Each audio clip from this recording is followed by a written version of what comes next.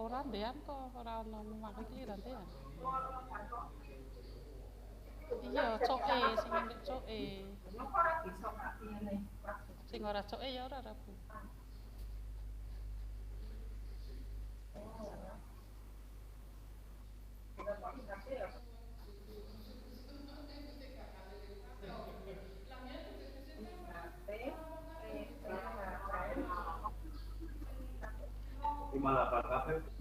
Nanti Pak Soleh kok mulai belum dibuka ya. Assalamualaikum. Pak Dirman udah masuk suara saya? Pak Nasrullah? Sudah Pak Soleh.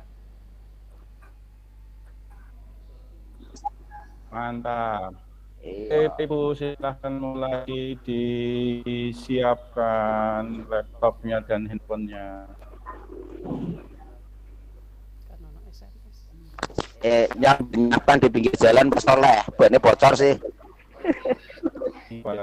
Bisa sinyalnya tidak lunta-lunta. Ini hari ini saya mengungsi di pojokan sana.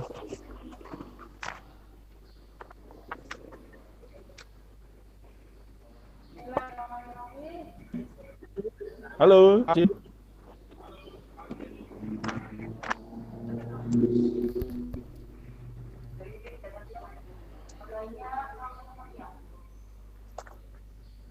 koneksine baru tuh. Halo.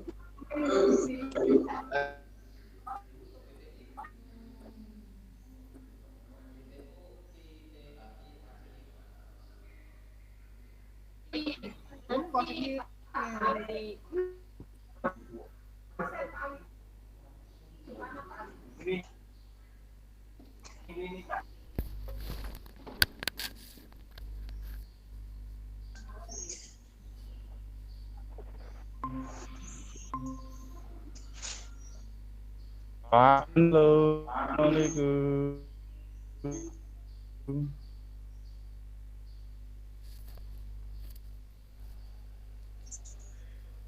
Bu Lustri, halo, Assalamualaikum Bu Lustri. Waalaikumsalam. Siapa? Bu Lustri coba saat itu screen, share screen-nya di tes dulu. Gimana? PPT untuk yang registrasi disiapkan, iya. disiapkan Sudah, untuk Pak. share screen-nya untuk persiapan untuk menyampaikan materi. Presentasikan ini ya. Screen atau gimana? Coba di screen kan dulu. Dinyalakan share screen supaya nanti bisa kita lihat dari sini. Sudah tak buka padahal ya kok.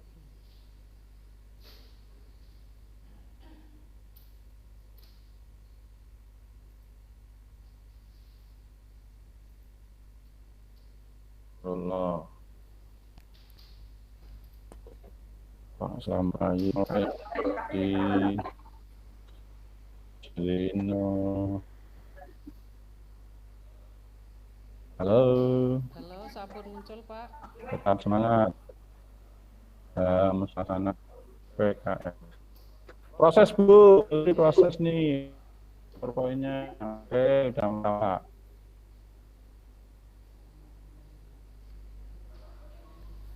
Pas lihat.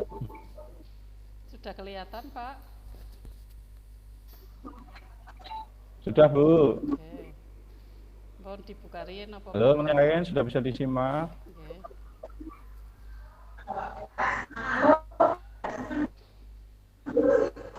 Harus internet ke barat mati.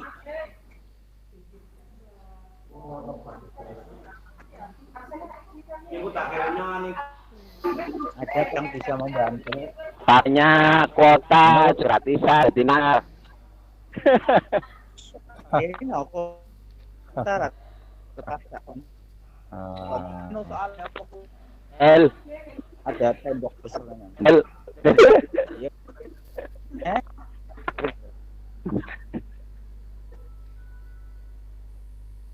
Anak gua harap bisa ngawung. ya gue Yo. Gambar. Ah, Bara ramen tuh dari. Mak. Bahan ya.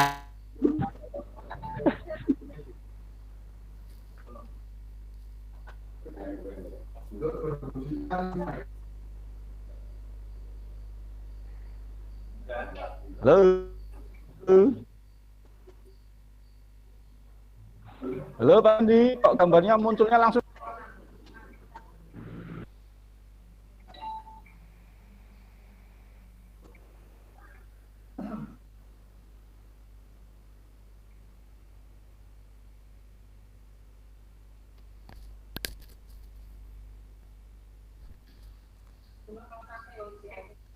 Ya belum dibuka-buka.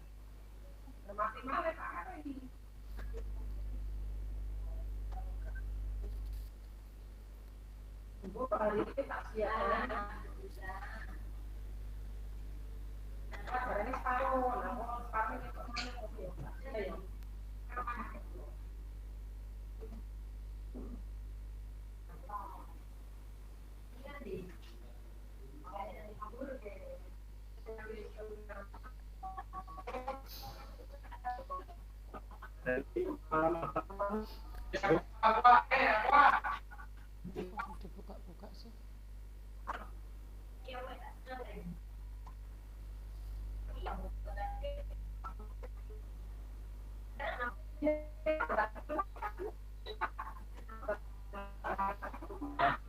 Oh, kemana?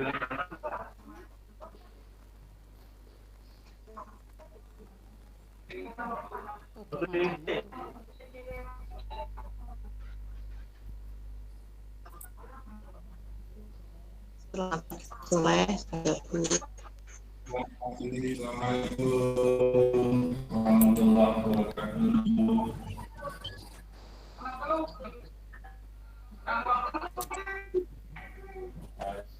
Ini aku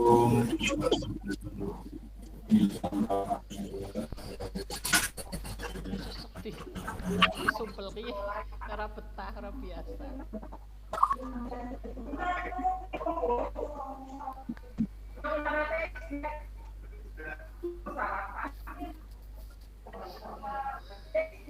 Boleh. Aning.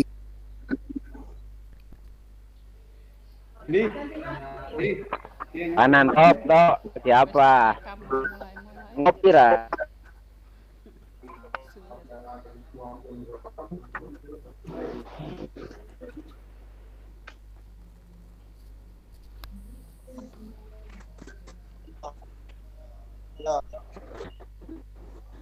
Halo. Halo Bang Itu. Gusti mau dinaik yang berapa? Putus-putus, Pak. 10 ya. Pak. Lagi. Putus-putus, Pak. Yasin. Halo.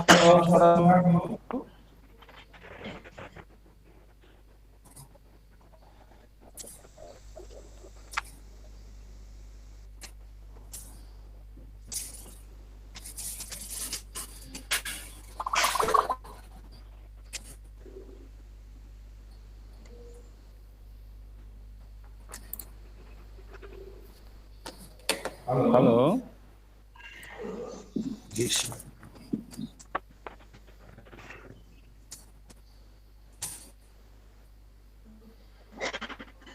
Halo, siap. Halo Bu Lusri, sudah siap. Kita akan mulai 80. Ya, tidak menunggu peserta untuk gabung semua. Nggih, sudah mulai Nanti sekarang, sudah Pak. cukup selam di dalam 18 ini. Sudah. 8.20 2 menit lagi akan saya mulai. Halo, Oke, Putri. monggo. Monggo dibukarin.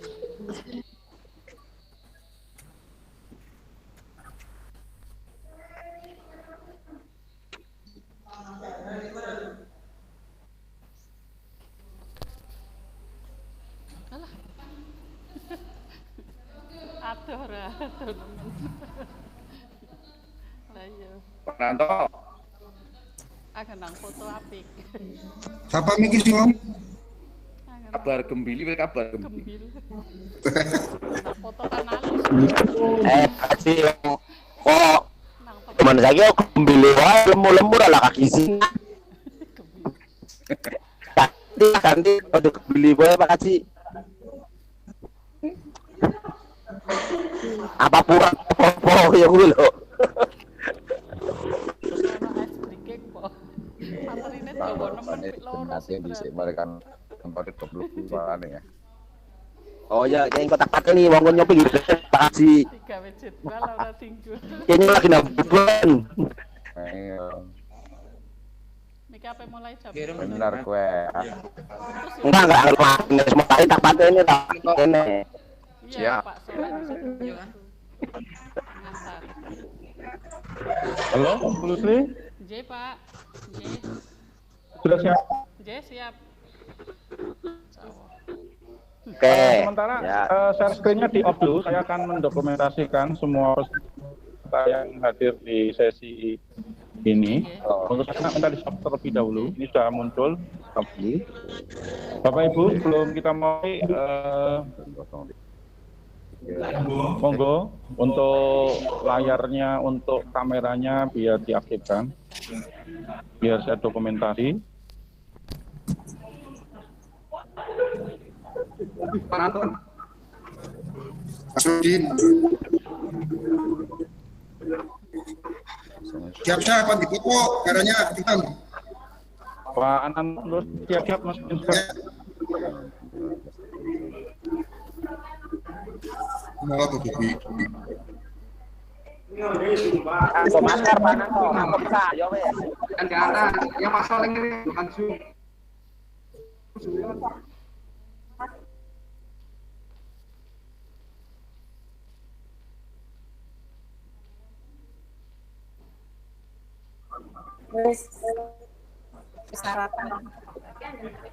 Kamera dulu. Atus.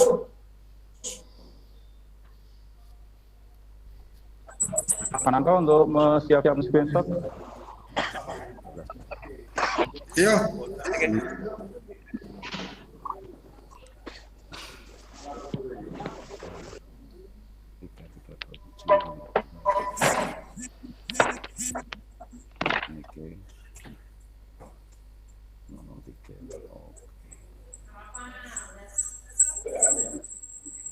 Kasih aba-aba Pak Nanto.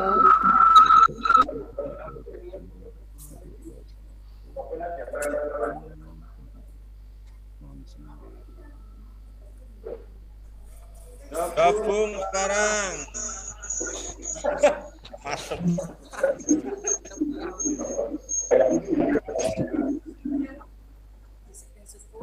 Kamera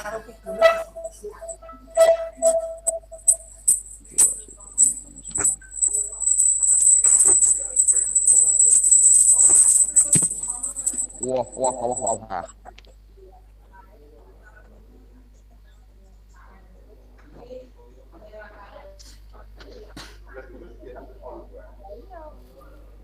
Oke, saya mulai. Bismillahirrahmanirrahim. Assalamualaikum warahmatullahi wabarakatuh. Waalaikumsalam warahmatullahi wabarakatuh. Waalaikumsalam warahmatullahi wabarakatuh. Alhamdulillah wa syukurillah wa bi ni'matillah la haula wala quwwata illa billah. Nama ba'du. Yang terhormat Ibu dan Ketua Poliana MPD, Kepala SMK Desa Tambel Gading. Ya, saya hormati para wakil di lingkungan SMK Desa Tambel Gading.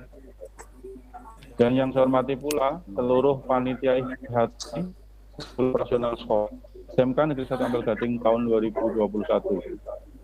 Dan tak lupa pula yang saya hormati Bapak Ibu seluruh peserta IHT kurikulum operasional sekolah tahun 2021 pada SMK PK, yang pada hari ini kita memasuki hari yang ke-6. Alhamdulillah kita semua masih diberikan kesehatan, diberikan keberkahan, sehingga dalam kesempatan pagi hari ini kita masih dalam kondisi sehat walafiat. Semoga kita sekalian nantiasa mensyukuri nikmat ini dengan tetap bersyukur dan menjaga kesehatan kita untuk digunakan sebagai aktivitas yang lebih bermanfaat. Untuk mengawali kegiatan IHT di hari yang ke-6 ini, mari kita bersama-sama kita berdoa semoga kegiatan ini berjalan lancar sampai hingga selesai di sore hari nanti.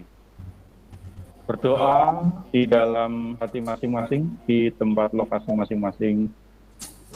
Berdoa dimulai. Bismillah.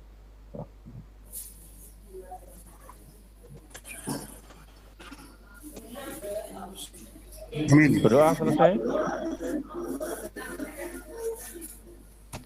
Pemirsa yang saya hormati, kita memasuki di sesi yang ke-6 pada kegiatan IHT kurikulum operasional sekolah pada SMK Pusat Unggulan. Ada beberapa hal yang perlu kami sampaikan sebelum nanti penyaji memberikan materi di sesi yang ke-6 ini. Yang pertama adalah kegiatan IHT yang sudah berjalan selama 5 hari yang sudah kita lewati. Untuk diperhatikan seluruh peserta agar kegiatan ini berjalan dengan lancar dan Bapak Ibu juga bisa mengikuti dengan tanpa kendala. Mohon untuk tetap menyimak LMS dan apa saja yang menjadi tugas di Learning Management System di LMS sekolah kegiatan IHT ini. Kami mohon untuk tetap diikuti dengan baik dan tugas-tugas yang harus diupload pada link masing-masing fasilitator juga silakan diupload. Dan hal-hal yang terkait dengan penugasan-penugasan yang ada di sana, jika ada kendala dan lain sebagainya, mohon dikoordinasikan pada masing-masing fasilitator. Hingga semuanya nanti setelah kegiatan ini selesai, kegiatan ini bisa menghasilkan suatu output yang bermanfaat bagi kita semua sebagai sekolah PK atau unggulan. Karena target IHT ini adalah satu, Bapak Ibu memahami tentang satu atau yang sering kita kenal dengan kurikulum operasional sekolah. Dan yang berikutnya, Bapak Ibu, kata ini Bapak Ibu nantinya salah satu output yang sangat penting adalah Bapak Ibu bisa membuat perangkat ajar berkaitan dengan kurikulum perubahan di 2021 ini.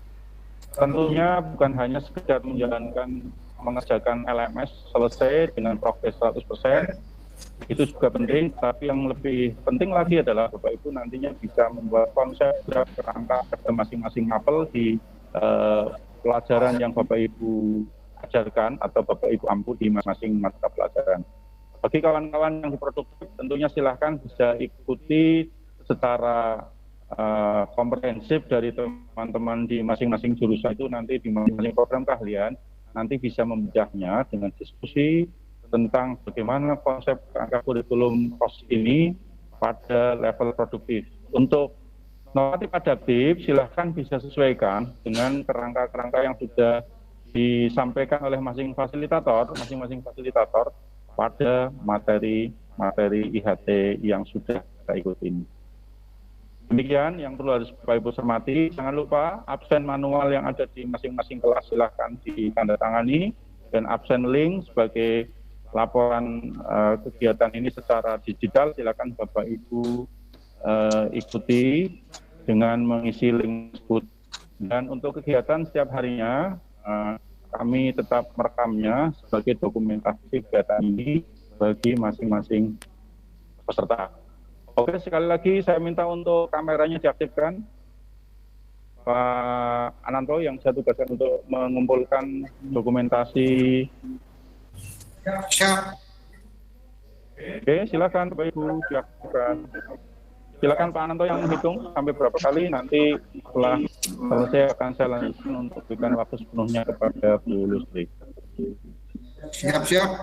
1, 2, 3, 4, 5, 6, 8. Muncul kabeh.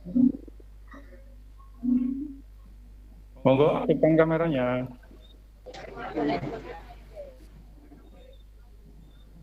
Gembili si metu. Yo, munculkan kameranya.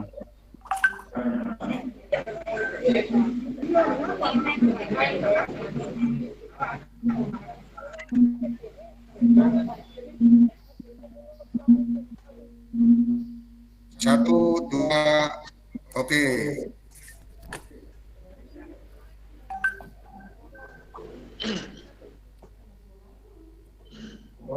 Koni masih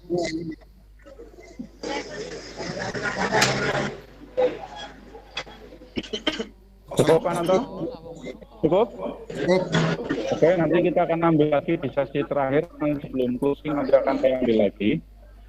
Oke, untuk selanjutnya waktu sepenuhnya akan saya berikan kepada Bu Lustri Ningsih yang akan menyampaikan materi tentang asesmen. Silahkan kita punya waktu sampai jam 11 untuk narasumber, nanti bisa dilanjutkan dan jika nanti tidak ada hal-hal lain yang ditanyakan dalam kegiatan paparan secara daring ini, nanti dilanjutkan dengan asinkron. Waktu sepenuhnya saya serahkan kepada Ibu Lustri Ningsih. Monggo, Bu Lustri.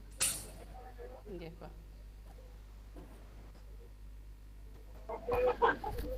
Terima kasih. Assalamualaikum warahmatullahi wabarakatuh. Waalaikumsalam warahmatullahi wabarakatuh. Warahmatullahi wabarakatuh.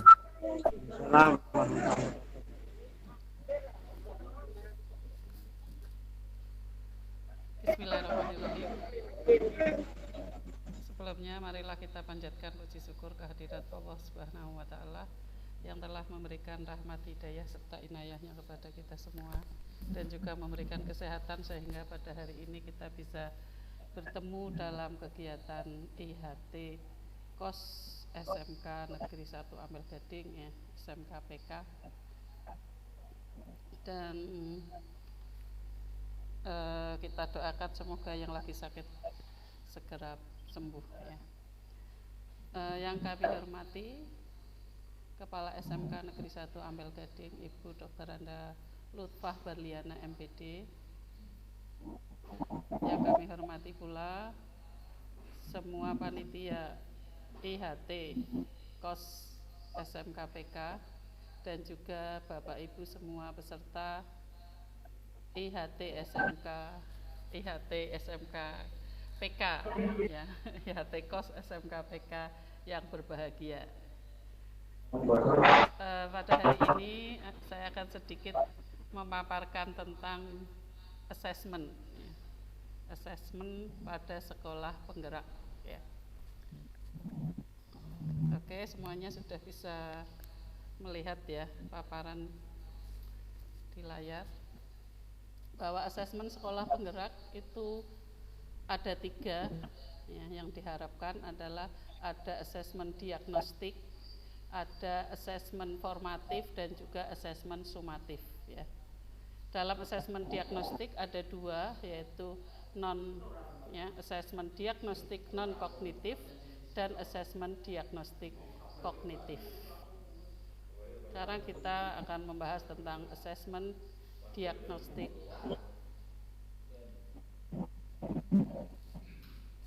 Secara umum, asesmen diagnostik itu bertujuan untuk mendiagnosis kemampuan dasar siswa dan mengetahui kondisi awal siswa.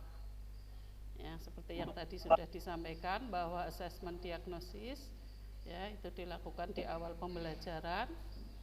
Itu terdiri dari ya asesmen diagnostik kognitif dan asesmen diagnostik non kognitif. Sekarang kita bahas dulu asesmen diagnostis non kognitif.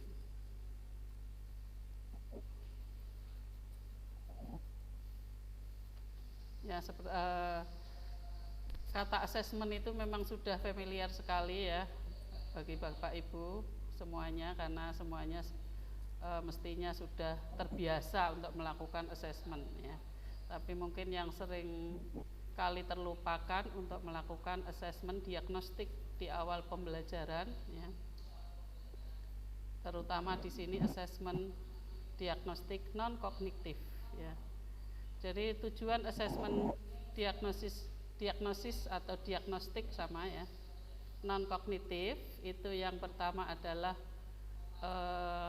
untuk mensejahterakan psikologis dan sosial emosi ya. Yang kedua untuk mengetahui aktivitas belajar di rumah, untuk mengetahui kondisi keluarga dan pergaulan, dan juga yang keempat gaya belajar, karakter serta minat ya.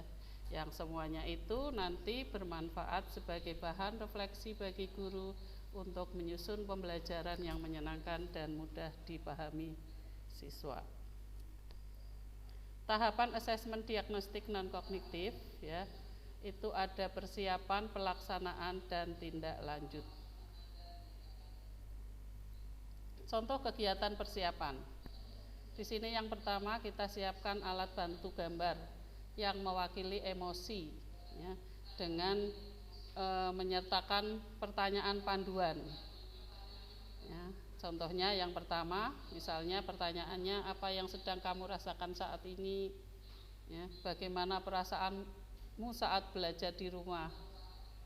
Yang kedua, daftar pertanyaan aktivitas serta pertanyaan kunci ya, yaitu misalnya apa saja kegiatanmu selama belajar di rumah, apa hal yang paling menyenangkan dan tidak menyenangkan ketika belajar di rumah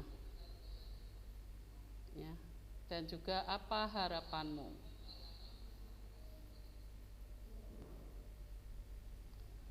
Contoh pelaksanaan asesmen non kognitif ya, itu dengan mengekspresikan perasaan selama belajar di rumah dan menjelaskan aktivitasnya dengan cara bercerita, menulis, ataupun menggambar ya.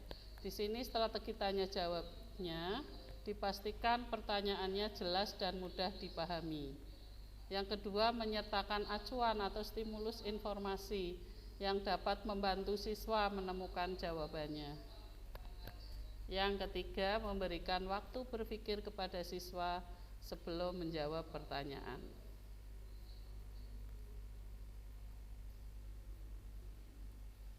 Terus yang terakhir, kegiatan dari asesmen diagnostik non kognitif adalah tindak lanjut ya. Contoh tindak lanjut itu dengan mengidentifikasi dengan ekspresi, terus menentukan tindak lanjut dan mengkomunikasikan, serta ulangi pelaksanaan asesmen itu mungkin sebulan sekali ya, jadi secara berkala. Apalagi di situasi pandemi seperti ini ya, di mana kemampuan siswa akan sangat berbeda-beda. Contoh ya, ini saya sertakan contoh yang mungkin bisa dipakai apabila kita melakukan asesmen diagnostik non kognitif ya. Ini contoh-contohnya.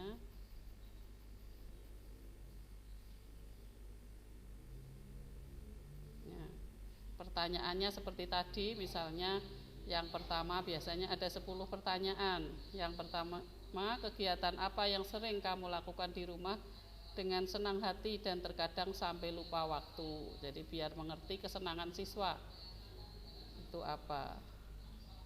Yang kedua, apa pekerjaan orang tuamu, jam berapa mereka pulang kerja. Ini sebagai misal saja yang sering bisa digunakan untuk asesmen diagnostik non kognitif. Yang ketiga, mungkin bagaimana perasaanmu selama ini saat belajar dari rumah. Gambarkan perasaanmu dengan emotikon. Yang keempat, hal yang paling menyenangkan dan tidak menyenangkan ketika belajar di rumah. Yang kelima, apa yang membuatmu tertarik untuk tetap belajar dan mengerjakan tugas selama belajar dari rumah. Yang keenam, apa kamu senang jika orang tuamu atau saudaramu membantu ketika belajar di rumah. Ya, sepertinya enggak usah dibacakan semuanya ya, ini ada 10 ya. yang kira-kira barangkali bisa digunakan untuk asesmen awal ya, non kognitif. Ya, untuk asesmen yang kedua adalah ya, atau asesmen diagnostis. Tadi yang kedua adalah asesmen diagnostik kognitif.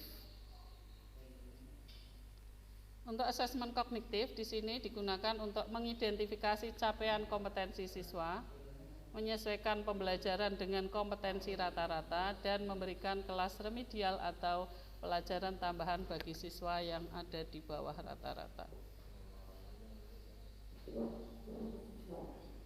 Ya, jadi asesmen di sini bisa dilakukan tadi secara berkala di awal pembelajaran, akhir pembelajaran ataupun waktu lain. Seperti tadi sama tahapannya, yaitu melalui persiapan, pelaksanaan, dan diagnosis dan tindak lanjut. Persiapannya itu dengan membuat jadwal pelaksanaan dan menyusun materi soal berdasarkan panduan Kementerian Nasional.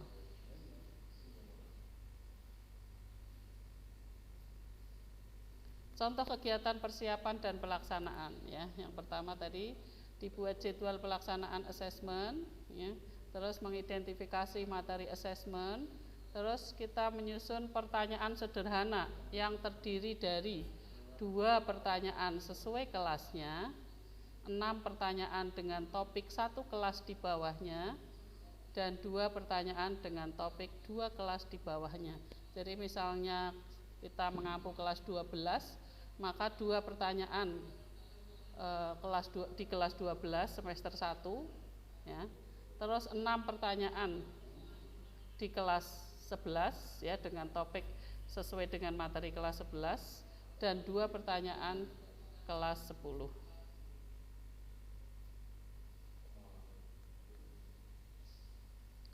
Nah, kemudian nanti ya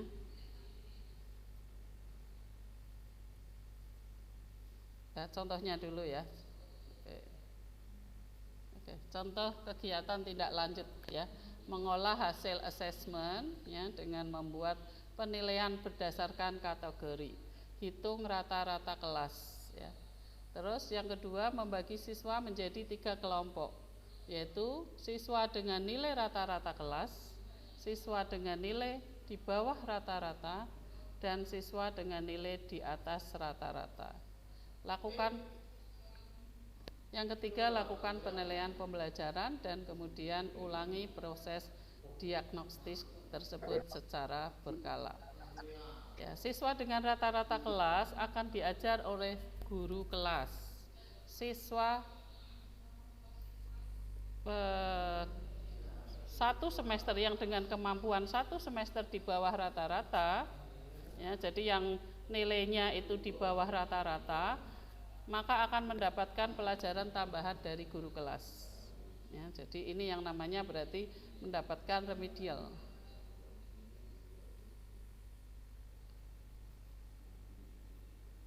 Terus siswa yang 2 semester di bawah rata-rata ya akan dititipkan ke guru kelas di bawahnya. Di sini berarti nanti kalau kelas 12, berarti dititipkan di kelas 11 biar mendapatkan materi lagi di kelas 11 selain masih tetap juga ikut di kelas 12-nya. Jadi ada tambahan pelajaran di kelas 11. Kita titipkan dengan kelas 11, nanti tidak tahu di sini nanti bagaimana teknisnya ya. Sekolahnya ya. Jadi belajarnya berarti double ya. Berarti di kelas 11 mengikuti lagi, tapi di kelas 12 juga harus tetap mengikuti.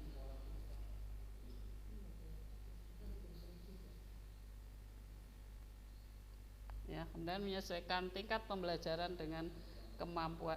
Di sini yang paling penting ya, itu yang harus diingat ya. Di sini dalam kos ini kita menyesuaikan tingkat pembelajaran dengan kemampuan siswa, bukan mengejar target kurikulum.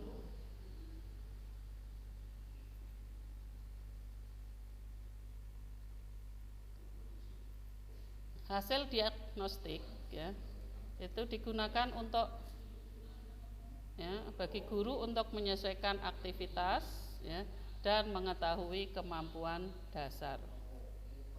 Kesimpulannya untuk asesmen diagnostik ya, baik asesmen diagnostik non kognitif dan asesmen kognitifnya ya, diagnostik kognitifnya itu yang pertama, asesmen diagnostik non kognitif untuk mengetahui tentang sikap, perasaan dan kesiapan siswa dalam belajar. Yang kedua, asesmen diagnostik kognitif untuk mengetahui kemampuan awal siswa dalam materi pelajaran tertentu. Hasil asesmen dapat dijadikan patokan oleh guru dalam menyiapkan perencanaan dan melaksanakan pembelajaran. Perencanaan dan pelaksanaan pembelajaran disusun dengan memperhatikan kemampuan awal siswa, baik pada kemampuan rata-rata kelas, kemampuan di bawah rata-rata, maupun kemampuan di atas rata-rata kelas. Jadi yang kemampuannya di atas rata-rata kelas diberikan pengayaan. Ya, ini demikian tentang asesmen diagnostik baik non kognitif maupun kognitif. Ya, saya lanjutkan untuk asesmen formatif dan sumatif.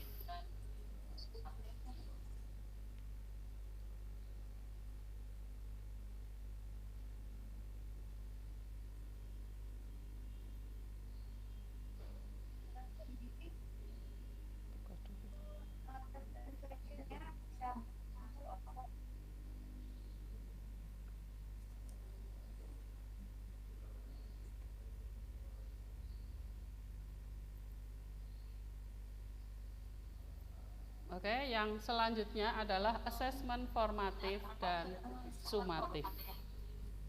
Di sini asesmen formatif dan sumatif meliputi assessment as learning, assessment for learning, dan assessment for learning. Assessment as learning itu assessment selama pembelajaran. Ya. Di sini digunakan sebagai refleksi proses pembelajaran.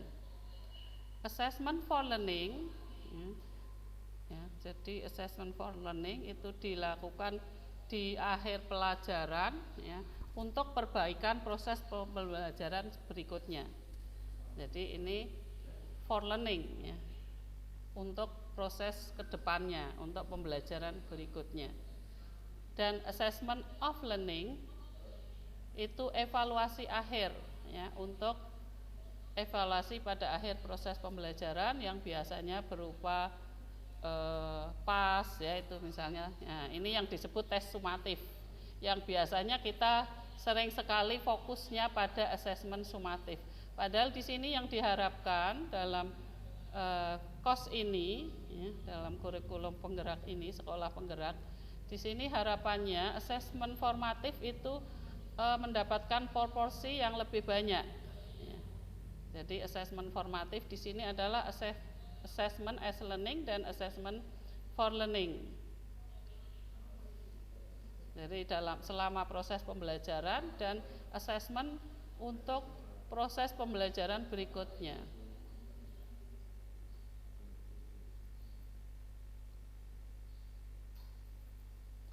Konsep assessment formatif dan sumatif.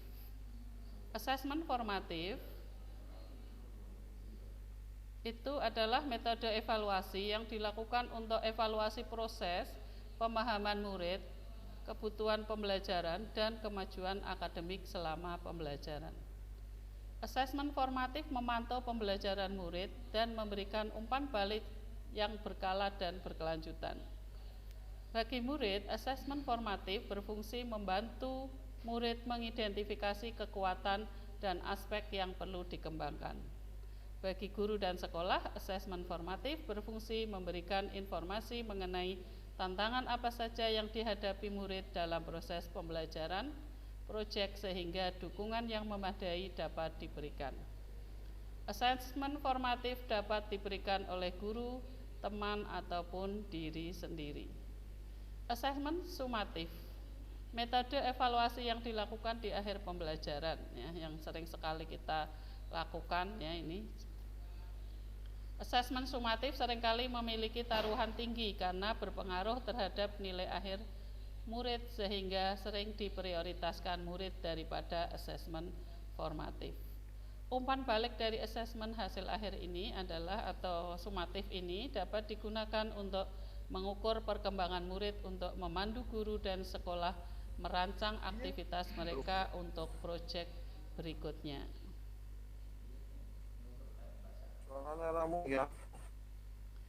Di sini ada perbedaan dan juga persamaan kedua asesmen tersebut ya.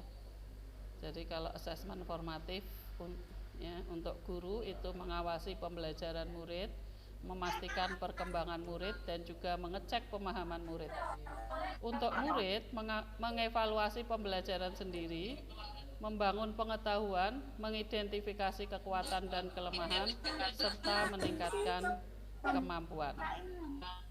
Untuk asesmen sumatif bagi guru itu mengukur apakah murid sudah memenuhi capaian pembelajaran dan sejauh mana sudah mencapai akhir unit pembelajaran, meningkatkan pengajaran dan pembelajaran selanjutnya. Bagi murid itu memahami performa di akhir unit pembelajaran serta memahami apakah mereka itu sudah memenuhi capaian pembelajaran dan sejauh mana sudah mencapai akhir unit pembelajaran. Untuk persamaannya, kedua asesmen tersebut merupakan cara untuk menilai pembelajaran murid. Ya, merupakan kesempatan untuk menerima dan memberikan umpan balik dan juga merupakan cara untuk mengevaluasi keefektifan pengajaran dan pembelajaran. Nah, di sini fungsi asesmen formatif dan sumatif.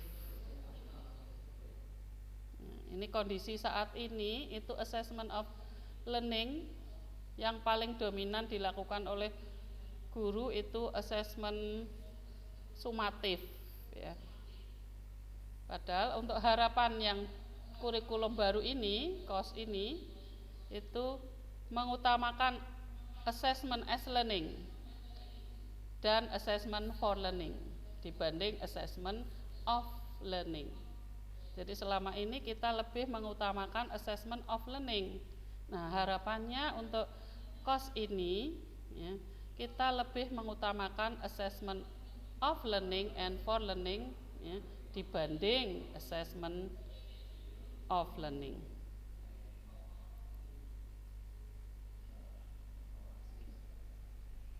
Penekanan pada asesmen formatif ya.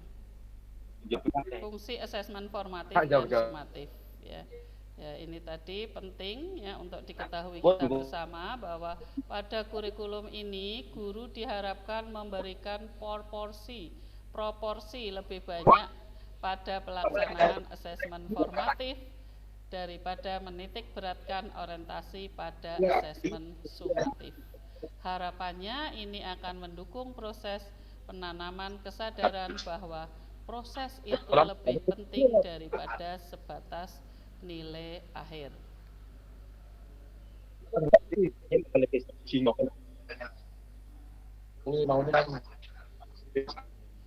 Ya, penekanan selanjutnya ya, itu adalah membangun keseimbangan asesmen formatif dan sumatif ya.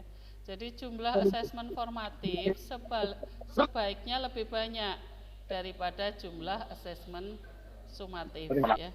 Jelas tujuan asesmen formatif itu adalah untuk perbaikan dan pengembangan diri. Asesmen formatif dapat membantu mereka mendapatkan nilai yang lebih baik. Dalam asesmen sumatif di akhir juga untuk mengoptimalkan kegiatan pembelajaran. Terus kita perlu membangun keterkaitan antara asesmen sumatif dan formatif ya, dengan merancang asesmen formatif yang berkontribusi pada tugas sumatif dapat menurunkan beban kerja murid dan memperjelas relevansi tugas mandiri.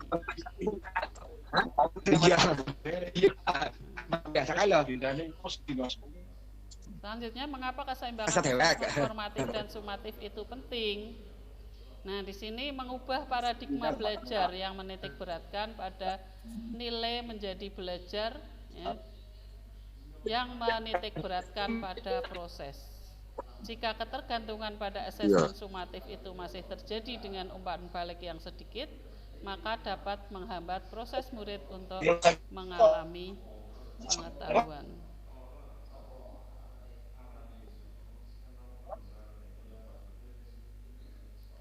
Bentuk asesmen formatif dan sumatif, ya. Contoh bentuk asesmennya yang tidak tertulis itu seperti diskusi kelas, drama, ya, produk, presentasi, dan juga tes lisan. Terus untuk bentuk asesmen formatif dan sumatif yang berbentuk tertulis, ya, bisa berupa refleksi, jurnal, esai, poster, dan juga tes tertulis. Umpan balik, mengapa umpan balik itu penting? Ya, ini merupakan kumpulan informasi mengenai bagaimana seseorang itu melakukan suatu kegiatan umpan balik. Ya, biasanya berisi hal baik yang sudah dilakukan, hal yang butuh perbaikan, dan hal yang bisa dikembangkan untuk aktivitas selanjutnya. Nah, di sini bagi guru untuk memberi informasi perkembangan murid untuk memodifikasi pengajaran dan pembelajaran di masa depan. Bagi murid, membantu murid untuk mengetahui kelebihan dan kekurangan mereka sehingga murid dapat mengatur dan merasa berperan dalam proses pembelajaran mereka. Memberi umpan balik kepada sesama teman dan juga memberikan kesempatan bagi murid untuk belajar dari satu sama yang lainnya.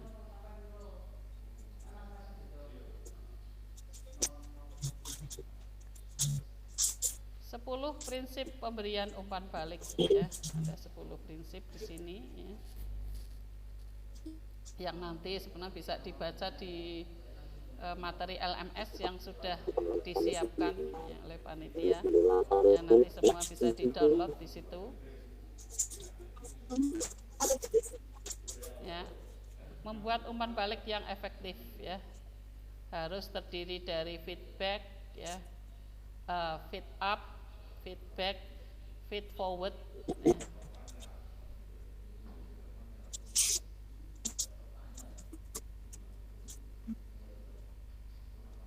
Terus umpan balik atau bagi guru atau teacher feedback, ya. Pertanyaan panduannya untuk guru, apa saja komponen penting yang perlu ada, dokumen apa yang bisa dipakai guru untuk menjadi acuan penulisan umpan balik yang efektif dan objektif. Seberapa sering umpan balik harus diberikan, dan bagaimana agar murid tertarik untuk membaca umpan balik dan mendapatkan manfaat yang maksimal. Dan bagi teman atau peer feedback itu pertanyaan panduannya untuk murid, apa saja komponen penting yang perlu ada, apa yang bisa kita pakai untuk membantu untuk memberikan umpan balik yang efektif, ya, apa hal baik yang sudah dilakukan, apa yang bisa diperbaiki, ya, dan informasi apa yang bisa bermanfaat dan membantu untuk perkembangan diri teman Anda. Oke, terima kasih. Itu saja yang bisa saya sampaikan. Kurang lebihnya saya mohon maaf, ya. Saya akhiri atau saya kembalikan kepada Pak Soleh, ya. Saya akhiri. Assalamualaikum warahmatullahi wabarakatuh. Waalaikumsalam warahmatullahi wabarakatuh. Mati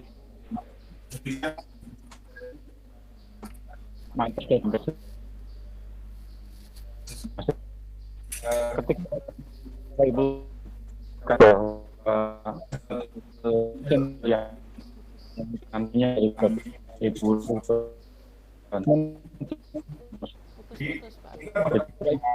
awal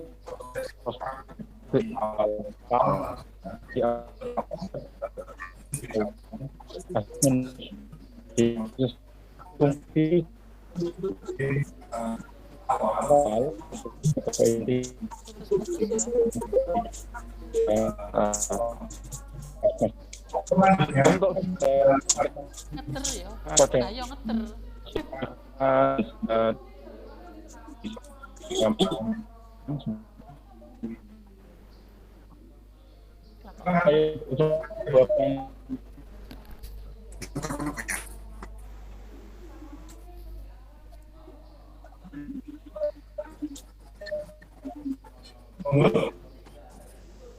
kalau berarti sampai paham tidak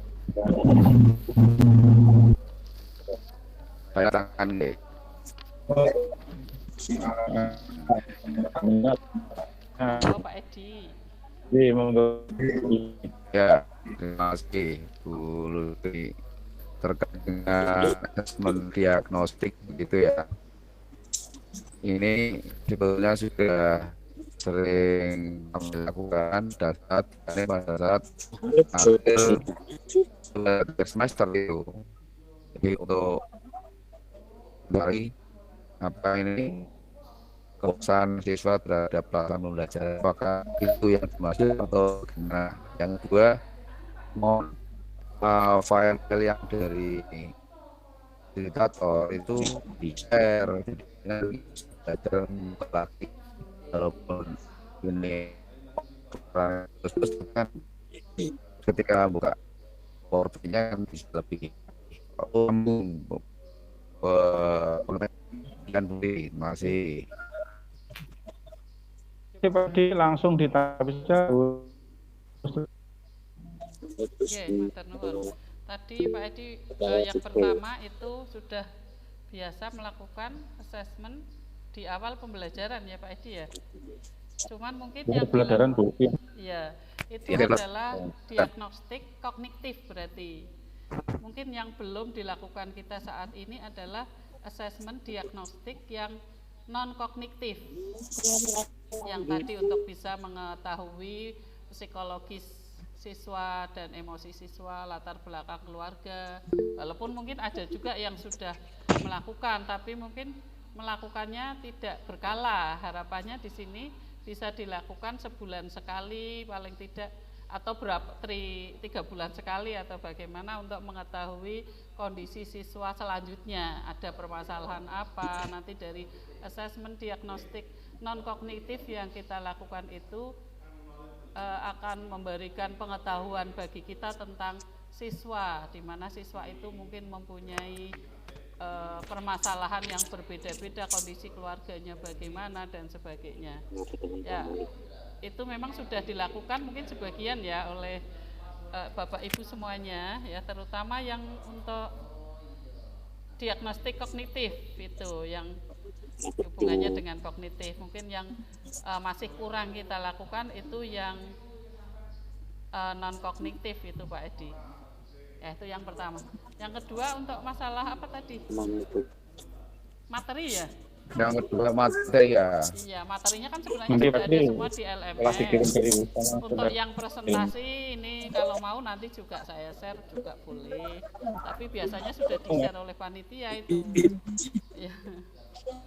Oke, ini memang PowerPoint saya buat sendiri ini tadi malam ini. Ya, nanti bisa Original itu. bisa di-share nanti, saya share. Oke, terima kasih. Mungkin ada yang mau menambahkan. Terima kasih Pak Edi. Materi dari petugas dari jauh-jauh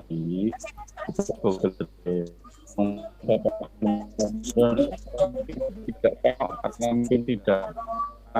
Jadi Bapak Ibu ketika materi itu dibagikan tidak sampai nanti materi resolusi akan panitia sebenarnya bisa tadi disampaikan oleh dua narasumber kolaborasi dengan Bu Lili karena Bu masih berat dan sakit. Semoga sembuh sehingga ini bisa menyampaikan dan jadi segera kami nanti akan kita di informasi. Lalu berarti link nanti akan kami bagikan, walaupun sudah linknya sudah bagikan, mungkin belum turun juga dari tersebut, ini akan saya kirim setelah itu mungkin ingin bertanya kembali. oh Pak Ananto, monggo Pak Ananto. Ya. Assalamualaikum warahmatullahi wabarakatuh. Waalaikumsalam warahmatullahi wabarakatuh. Saya ada 3 pertanyaan, Bu Tri. Ora nggak usah ketak pulpen ya Pak, nyatet. Ya monggo. Boleh ya, Bu Tri, 3 pertanyaan. Ya. Coba biar enggak Pertanyaan putus Pak. pertama, Ulangi. pertanyaan pertama sama dengan pertanyaan Pak Edi tadi terjawab, terima kasih. Ya. Pertanyaan kedua juga sama pertanyaan Pak Edi tadi sudah terjawab. Aduh, putus-putus Pak. Pertanyaan ketiga, untuk diagnostik itu saya belum paham sekali sebagai peserta. Yang kita itu kan bahwa penilaian atau tugas itu kan kita menilai dari sikap psikomotor. Nah, berarti yang baru saja Ibu jelaskan itu lebih arah asesmen diagnostik untuk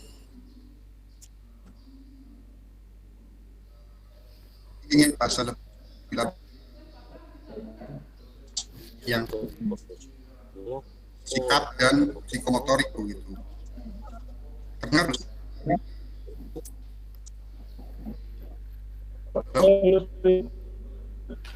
Putus-putus Pak tadi Pak. Coba saya kok kurang jelas. Yang pertama tadi sudah ya, yang kedua. Sudah. Kedua apa Pak? Yang kedua di masalah apa? File query itu. Jadi, terus yang ketiga kita untuk penilaian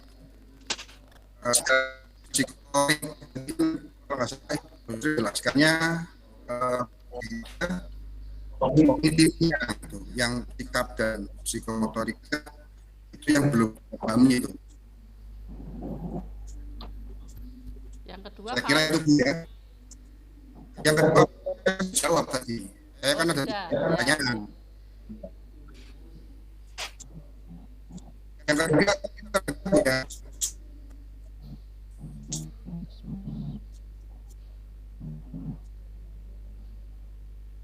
Perkembangan baru. Yang ketiga tentang yang dan semua dengan sikap psikomotorik. ya kok bisa putus-putus ya. Oke, diagnostik ya tadi ya, non kognitif maksudnya ya Pak ya. Iya, yang non kognitif. Oh iya, iya. Minta penjelasan lebih lagi. Ya, terima kasih. Assalamualaikum warahmatullahi wabarakatuh. Ya, waalaikumsalam warahmatullahi wabarakatuh. Oke, terima kasih Pak. Jadi yang asesmen diagnostik non kognitif itu memang mungkin kita jarang melakukannya, walaupun mungkin ada yang sudah melakukannya, yaitu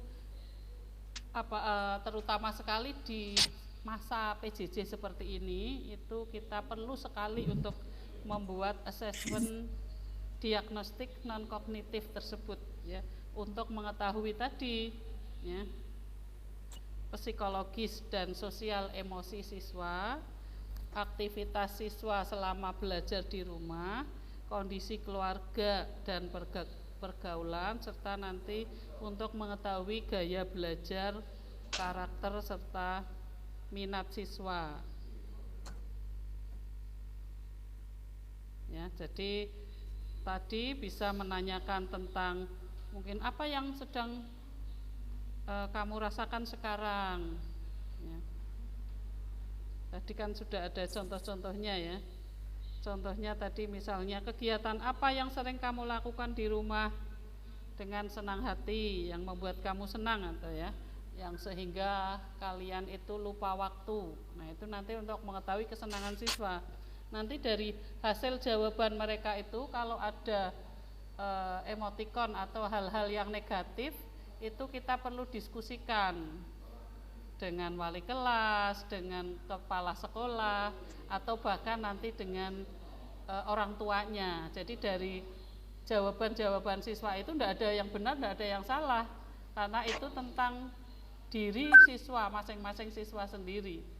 Nah, nanti dari jawaban itu kalau kita menemukan hal-hal yang negatif, ya, misalnya sukanya nonton TV, ya berarti kan kita harus bagaimana didiskusikan.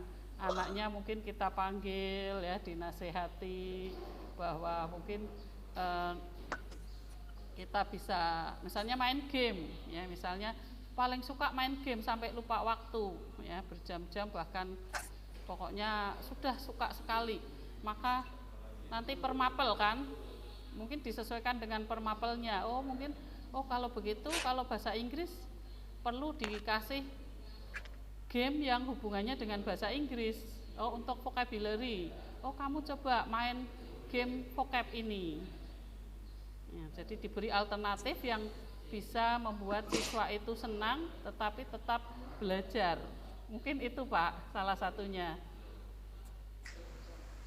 Atau ada lagi Pak? Atau ada yang bisa menambahkan?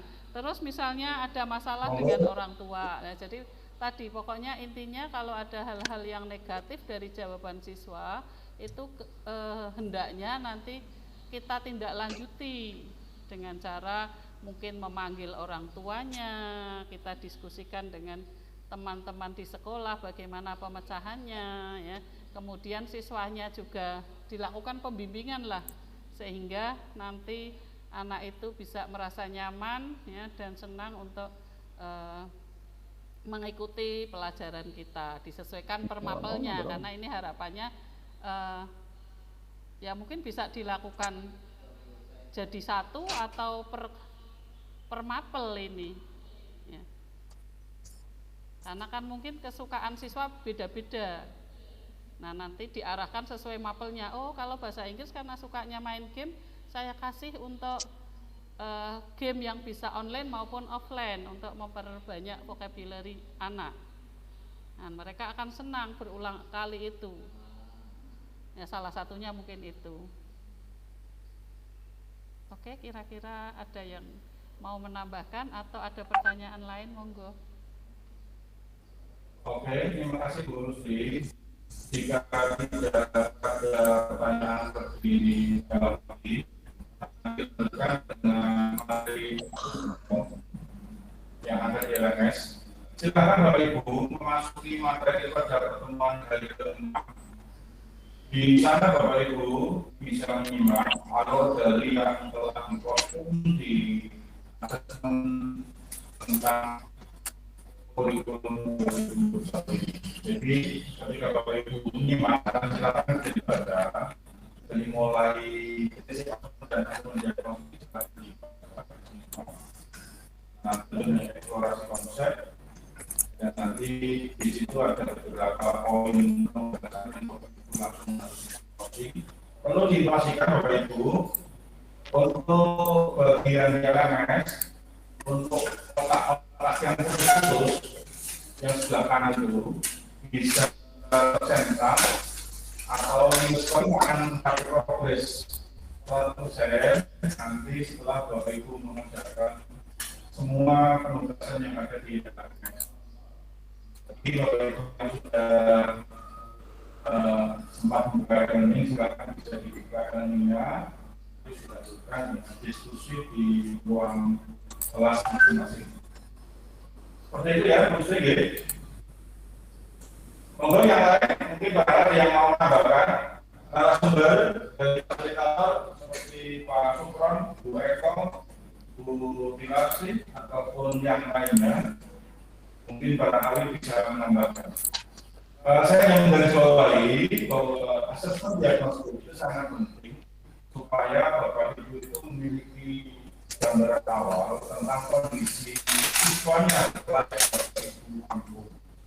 Hingga ketika Bapak Ibu nanti melakukan proses pembelajaran atau KPM di kelas, Bapak Ibu memiliki potret tentang profil masing-masing siswanya.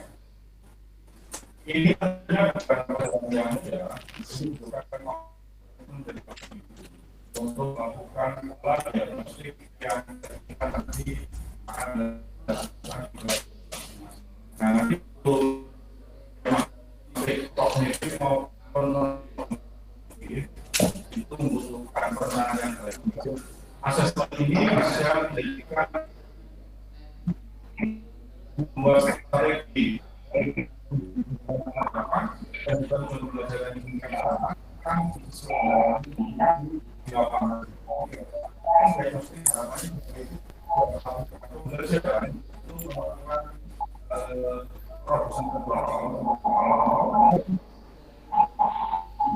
tidak sama dalam kelas ini nanti akan dilakukan tindakan pembelajaran yang kira-kira bisa memberikan solusi tentang kesulitan belajar ataupun masalah belajar siswa di dalam. Seperti itu tambahan dari saya. Kalau tidak ada pertanyaan lagi, waktu sebelumnya saya serahkan kepada fasilitator di kelas masing-masing. Kita lanjutkan diskusi, lalu Bapak Ibu simak dulu LMS-nya dengan baik, lalu ikuti LMS-nya, dan harapan saya kepada LMS atau dipenuhi Bapak Ibu konsep yang tadi disampaikan oleh Menteri bahwa asesmen adalah satu hal yang melekat dalam kurikulum yang tidak bisa dipisahkan. Asesmen apa nanti akan membantu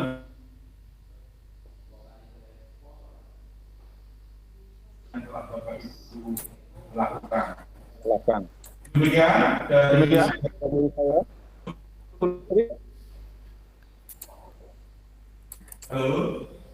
Halo. Ada lagi yang ingin menambahkan dari fasilitator? Kalau yang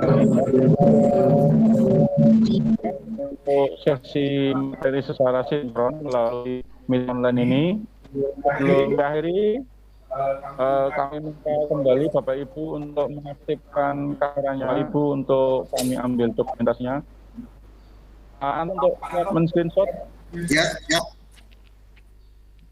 Monggo Bapak Ibu, kameranya diaktifkan sesuai dengan tadi kesepakatan kita. Di akhir saya akan mengambil sesi terakhir untuk nanti Bapak Ibu kalimat.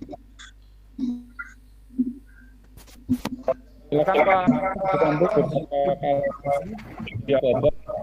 Langsung kalau sudah nanti akan saya tutup di.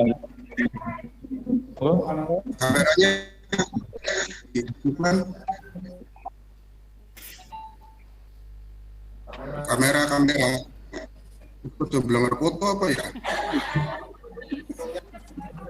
Foto sedina pengen Tengah. Bukan. Silakan screenshot Pak. Satu screenshot Pak. 3, 2, 1 screenshot. Ya. 3, 2, 1.